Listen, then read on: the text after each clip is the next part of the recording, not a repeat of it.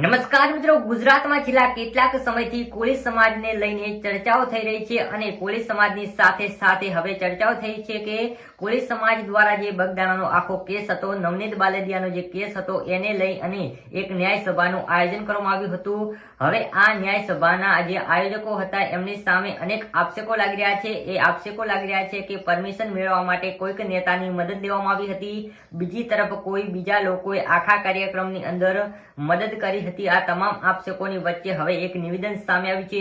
જી હા મિત્રો, શું નિવેદન સામે આવ્યું છે સૌપ્રથમ તો તે જોઈ લઈએ।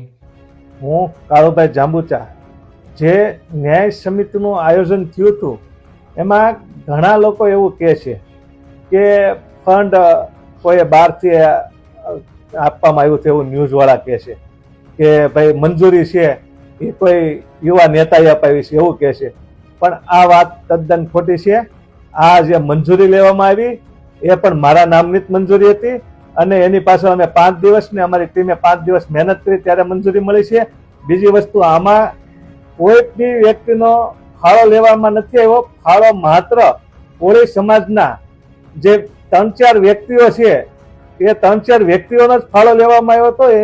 એને એવો આનંદ હતો કે તમે આવું કાર્ય કરો છો તો અમારે ફૂલ નહીં તો ફૂલની પાકડી દેવી પડે, એટલે એની લાગણી સમજીને ફાળો લેવામાં આવ્યો હતો। બાકી કોઈ આમાં બીજા કોઈ રાજકીય કે બીજા કોઈ સમાજનો ફાળો લેવામાં નહોતો આવ્યો। એટલે ખાસ મારી ન્યૂઝવાળાને અપીલ છે કે તમે ખોટું છાપતા પહેલા વિચારો ને એવું લાગે તો પૂછો જે લોકોએ આયોજન કર્યું છે કે ભાઈ આ આયોજન કઈ રીતે થયું, અને જો એના એવિડન્સ જોતા હોય ને તો એવિડન્સ બધા જ મારી પાસે છે। કોને પેમેન્ટ કઈ રીતે ચૂકવવામાં આવ્યું છે અને મારા તરફથી જ ચૂકવવામાં આવ્યું છે અને અમારી ટીમ તરફથી ચૂકવવામાં આવ્યું છે।